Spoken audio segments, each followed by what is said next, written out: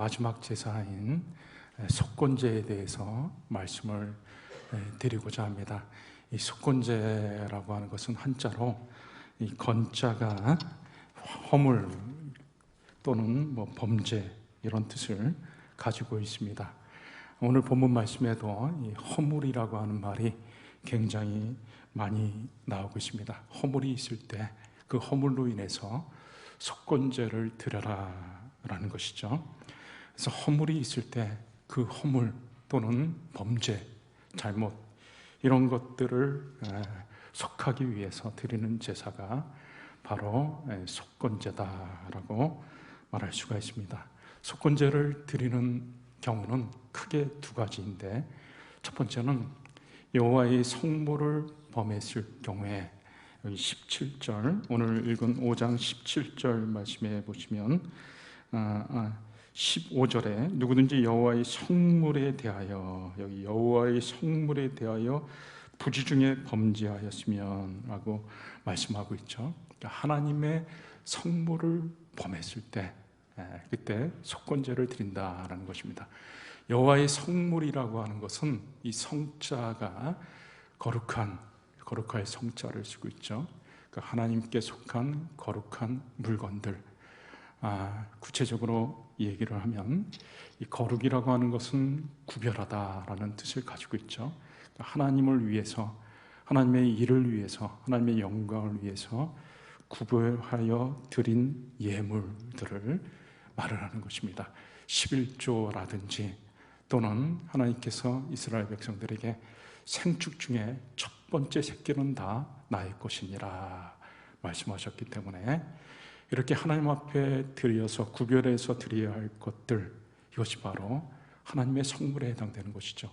그리고 또 제사를 드릴 때 제사장 몫으로 줘야 할 것들, 제사와 관계해서 이런 모든 것들이 하나님의 성물이 됩니다.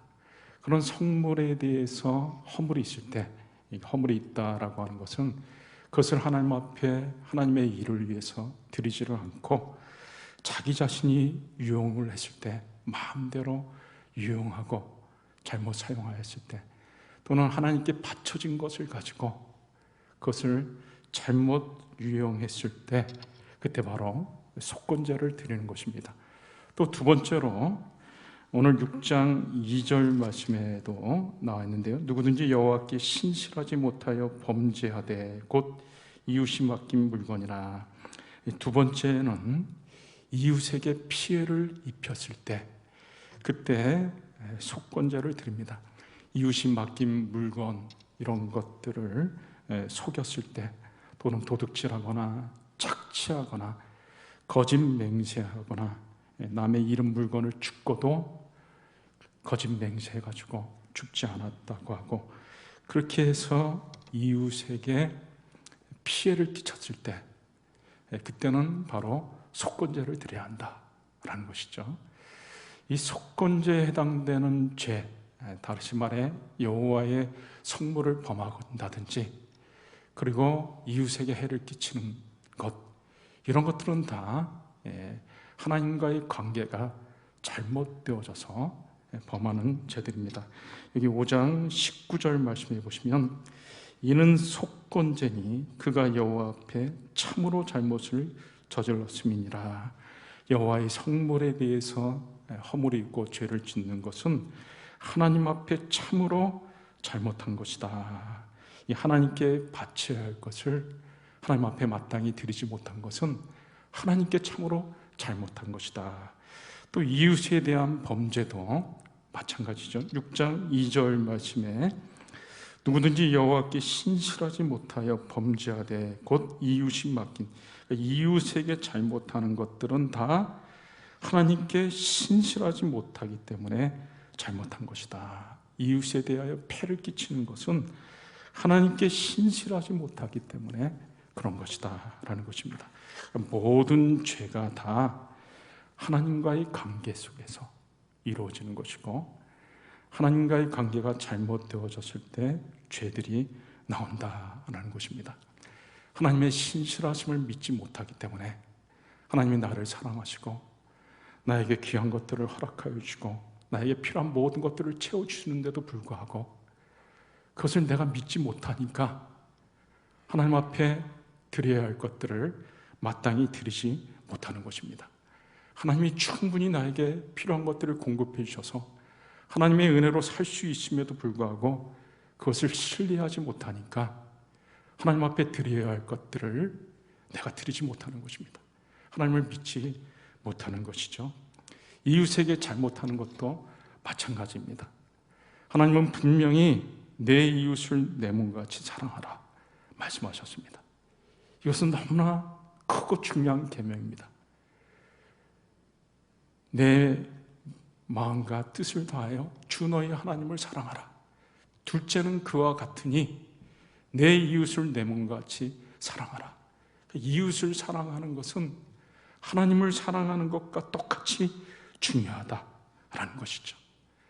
하나님이 그렇게 중요하게 이웃 사랑하라고 명하셨는데도 불구하고 이웃에게 해를 끼치고 이웃을 괴롭히는 것은, 피해를 입히는 것은 하나님의 명령을 정면으로 거역하는 것과 같다라는 것입니다.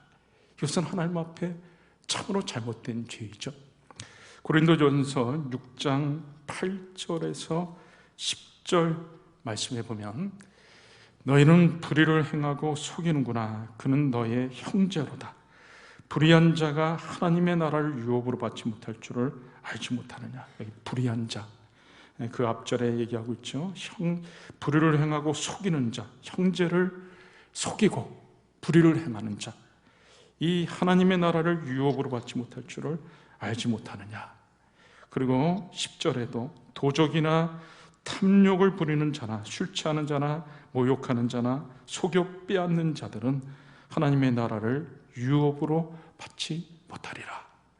그러니까 내 형제에게 잘못한 것들, 이웃에게 잘못한 죄에 대해서 하나님이 엄중하게 이런 사람들은 하나님의 나라를 유업으로 받지 못한다 라고 말씀하고 있는 것입니다. 이스라엘 백성들이 속건제를 드릴 때 이 속건제는 다른 제사와 다른 특징이 있습니다. 히브리어로 이 속건제라고 하는 말은 아쌈이라고 하는 말인데 그 뜻은 배상이라고 하는 뜻을 가지고 있습니다. 그러니까 이 속건제는 제사만 드리는 것이 아니라 배상이 따르는 그런 제사입니다. 그래서 다른 제사들은 하나님 앞에 제사만 드리는 것에 비해서 속건제는 제사 플러스 죄를 사하는 것뿐만 아니라 또 배상까지 해야 되는 것입니다. 하나님의 성물에 대해서 범죄했을 때 하나님 앞에 제사를 드리기 전에 성물에 대해서 그 가치를 생각하고 걷다가 추가로 여기 16절, 5장 16절을 여러분 보시면 성물에 대한 잘못을 보상하되, 그러니까 그 성물의 값을, 그것에 대한 허물, 그것에 대해서 그대로 보상하되 그것에 5분의 1을 더하여 5분의 1을 더해서 추가해서 배상을 내라. 그것이 바로 속건제입니다. 블레셋 사람들이 이스라엘 백성들과 전쟁을 치러가지고 전쟁에서 승리를 했습니다. 그래가지고 법궤를 빼앗아가지고 기분이 좋아서 이제 자기들의 신이었던 다곤 신당에다가 법궤를 갖다 놓았습니다. 옛날에는 어떻습니까? 고대에는 그 부족들마다 신이 있었잖아요. 그래가지고 전쟁에서 이겼으니까 자기들의 신이 이스라엘의 신보다 더 뛰어난 신이다 그래가지고 이스라엘 신의 그걸 상징하는 법궤를 자기들이 믿는 다곤 신전에다가 갖다 놔가지고 경배하게끔 자기 신에게 바쳐버린 것이죠. 그런데 그 다음날 일어나 보니까 깜짝 놀라는 일이 생겼습니다. 블레셋의 다곤 신이 법궤 앞에서 엎드려가지고 얼굴을 땅에 대고 있는 것입니다. 블레셋 사람들이 놀래가지고 다시 자기들의 신인 다곤 신을 제자리에다가 갖다 놓았습니다. 근데 그 다음날 더 놀라운 일이 벌어지고 말았습니다. 그 다음날 일어나 보니까 다곤신이 또 법궤 앞에 엎드려져 있는데 아예 목과 손목이 끊어져 잘린 채 거기 있는 것입니다. 그리고 하나님께서 법궤로 인해 가지고 블레셋 사람들을 치셔가지고 블레셋 땅에 독종, 전염병이 임하기 시작했습니다. 그제서야 블레셋 사람들이 두려워하면서 야, 이것은 바로 우리가 여호와의 법궤를 가져와 가지고 이렇게 된 것이구나.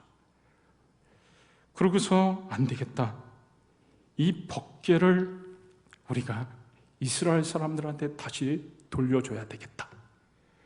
그래가지고 돌려주기로 결심을 하고 돌려주는데 그냥 돌려줘서는 안 된다. 이 사무엘상 6장 3절 말씀에 보니까 그들이 이르되 이스라엘 신의 궤를 사무엘상 6장 3절 말씀에 그들이 이르되 이스라엘 신의 궤를 보내려거든 거저 보내지 말고 그러니까 그대로 보내지 말고 속건제를 드려야 할지니라.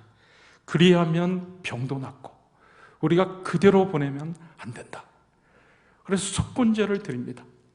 그리고 그냥 돌려보내면 안 되기 때문에 소 2마리가 이끄는 수레에다가 금으로 된 제사에 해당되는 그런 물질들을 잔뜩 바리바리 실어가다가 이스라엘 백성들에게 보냅니다.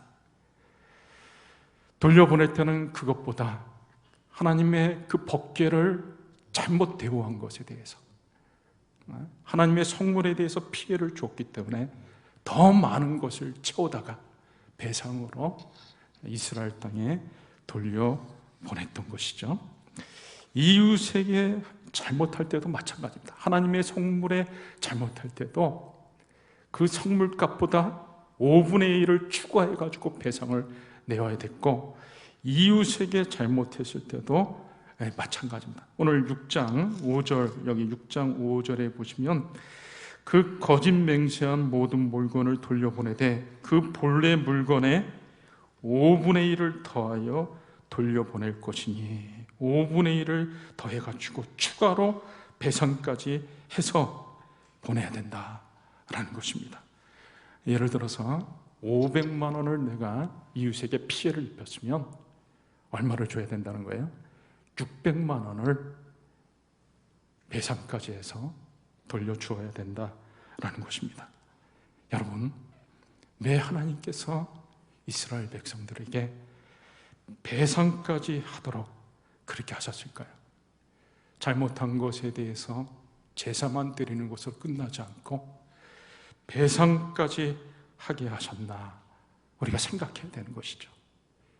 이것은 바로 죄에 대한 경각심을 갖게 하는 것입니다. 야, 이런 죄를 저지르면 안 된다. 우리가 그것만 물어내는 것이 아니라 더 물어내야 되는 거구나. 절대로 이런 죄를 지어서는 안 되겠구나. 사실 5분의 1을 더 낸다고 하는 것은 엄청난 부담이 아닐 수가 없는 것이죠. 그러니까 하나님께서는 이스라엘 백성들로 하여금 이런 죄들을 다시는 짓지 않게 하려고 하는 의도를 가지고 속건제를 명하신 것입니다. 그런 차원에서 볼 때 이 속건제라고 하는 것은 속죄제보다 더 깊은 차원의 제사다라고 말을 할 수도 있는 것입니다. 백성들에게 경각심을 줘가지고 똑같은 죄를 다시는 짓지 않도록, 그래서 그 죄에서부터 벗어나도록, 그래서 다른 삶을 살도록 그렇게 하는데 목적이 있는 것이죠. 여러분, 하나님은 우리가 죄 가운데 사는 것을 원치 아니하십니다. 똑같은 죄를 계속해서 저지르는 것들을 원치 않으십니다. 그리고 우리가 죄악된 삶에서 빨리 벗어나기를 원하시는 것이죠. 자, 그러면 우리가 죄악된 삶에 빠져 있지 않고 변화되어져서 새로운 삶을 살려면 어떻게 해야 되는가라는 것이죠. 이게 결론 부분에 해당되는 것입니다. 자, 그러면 이스라엘 백성들이 하나님 앞에 죄 가운데 살지 않고 죄를 짓지 말고 새로운 삶을 살기 위해서는 어떻게 해야 되는가? 자, 속건제를 드릴 때 제일 먼저 과정은 자신의 죄를 철저히 인정하는 것이었습니다. 한번 생각해 보세요. 여러분, 배상을 해야 되는데 배상을 하려면은 보통 일이 아니죠. 내가 배상을 하겠다라고 하는 것은 나의 잘못에 대해서, 내가 하나님의 성물을 범한 것에 대해서, 이웃에게 해를 끼친 것에 대해서 솔직하게, 아주 정확하게 인정하지 않으면은 배상할 수가 없습니다. 이 속건제를 드릴 수가 없습니다. 속건제라고 하는 것은 정확하게 자신의 죄를 인정하고 회개하는 것을 말을 하는 것입니다. 우리가 새로운 삶을 살기 위해서는 우리의 잘못, 우리의 죄, 우리의 허물들, 이런 것들을 먼저 철저히 인정하는 것이 필요합니다. 이기는 습관이라고 하는 책을 쓰신 박훈 교수, 그리고 또 전옥표 교수, 이런 분들, 그 책들에 보면 모세처럼 기도하고 여호수아처럼 실행하라 라는 이런 책들에 보니까 아주 중요한 말들을 하고 있습니다. 사람들은 누구나 다 문제가 있다. 약점이 있고 실수가 있고 잘못이 있다. 허물이 있다. 그런데 중요한 것은 자기의 문제를 발견하고 그 문제를 찾아서 반드시 해결해야 된다. 좋은 습관 하나가 그 사람의 삶을 완전히 바꿔버리는데, 문제가 있을 때 그 문제를 반드시 찾아가지고 그 문제를 해결하면 그 사람은 굉장히 큰 발전을 이루지만, 문제가 있는데도 불구하고 문제를 찾아서 해결하지 않고 그대로 놔두면 절대로 변화는 일어나지 않는다라는 것이 아주 주된 내용입니다. 우리가 변화되기 위해서는 내 삶 속에 하나님 앞에 잘못된 것이 무엇인가? 내가 지금 죄 가운데 있는 것은 무엇인가? 내가 하나님 앞에 허물은 무엇인가? 라는 것들을 생각하고 그것을 철저히 인정하는 것입니다. 블레셋 사람들이 나라에 재앙이 임했을 때 그 원인을 생각하고, 이것이 바로 우리가 하나님의 법궤를 마음대로 가져와가지고 그 법궤를 만월이 대해가지고 이런 재앙이 우리나라에 임했구나. 그 원인을, 문제를 파악하고 문제를 해결한 것이죠. 이 법궤를 엿다 둬가지고는 우리나라는 망한다. 빨리 이 법궤를 이스라엘 땅에 돌려보내야 된다.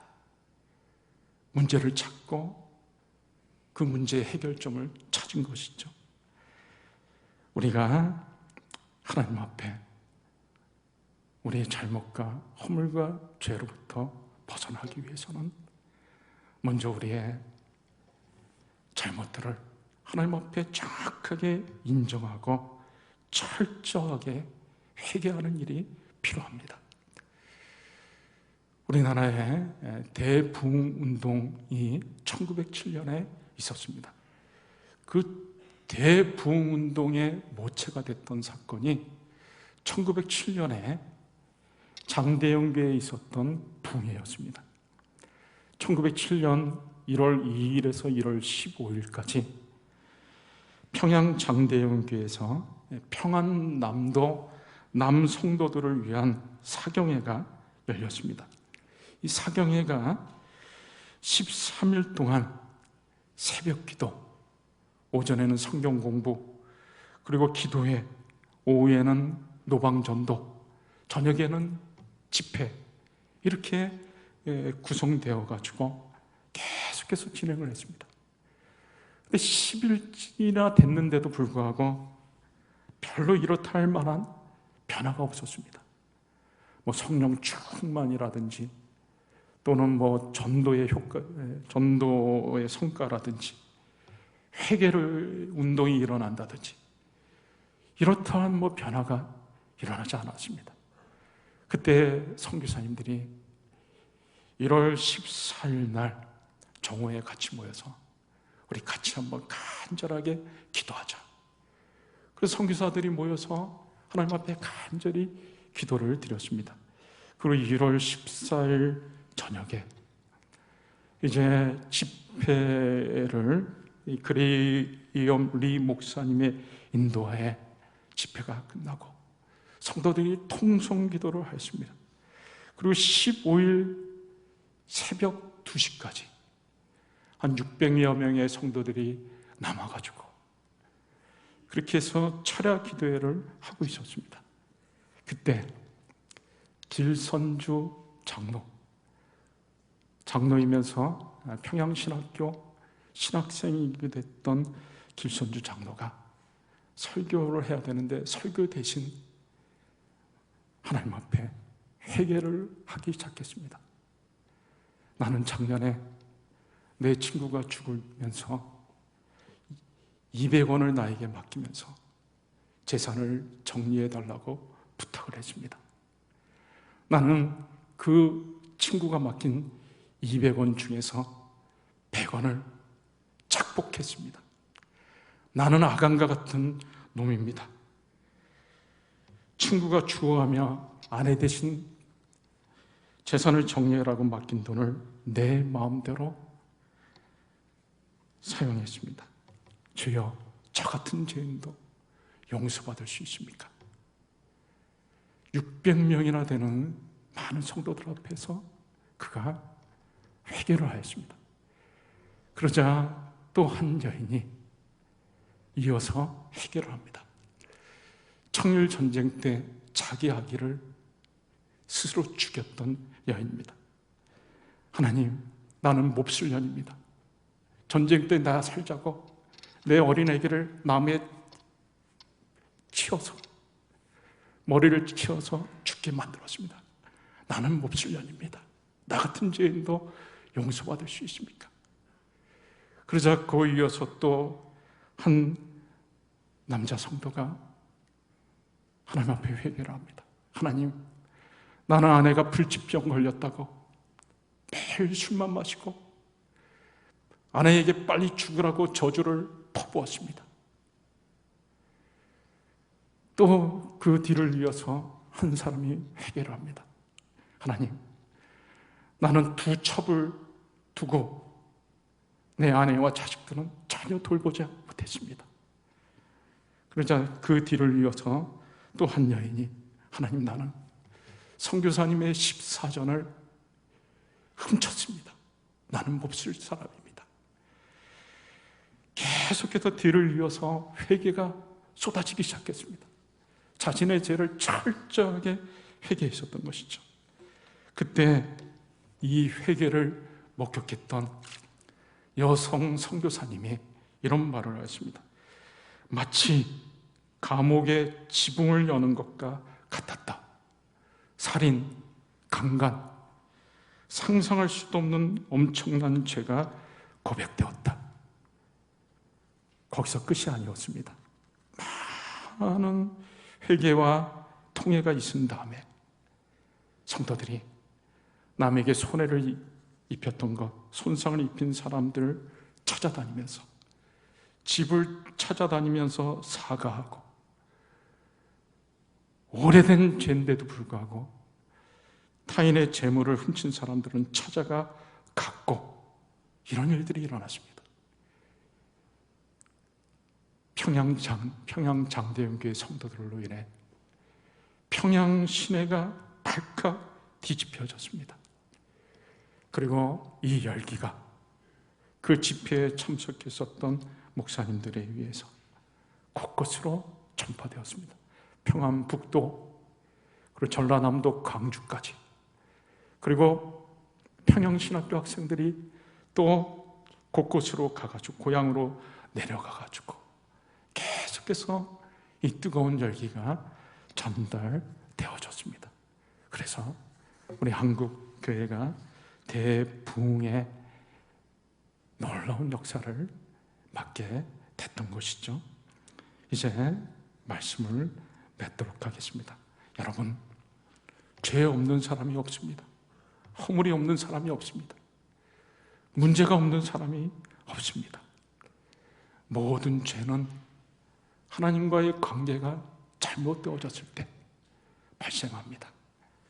우리가 죄, 잘못, 허물 이런 것에서부터 벗어나기 위해서는 먼저 철저히 우리의 잘못을 인정하고 하나님 앞에 회개해야 되는 것입니다. 이 속건제의 목적은 바로 그것인 것이죠. 이 시간에 저와 여러분이 한번 오늘 말씀을 붙잡고 간절히 기도했으면 좋겠습니다.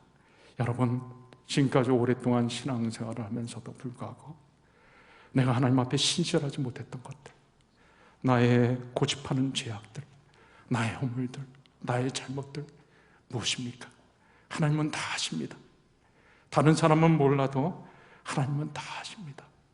하나님, 우리의 잘못을 하나님 앞에 고백합니다. 인정합니다.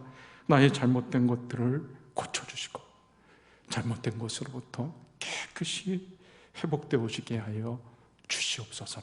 우리 한번 말씀 붙잡고 이 시간에 안에 간절히 한 2, 3분 정도 합심해서 기도하도록 하겠습니다.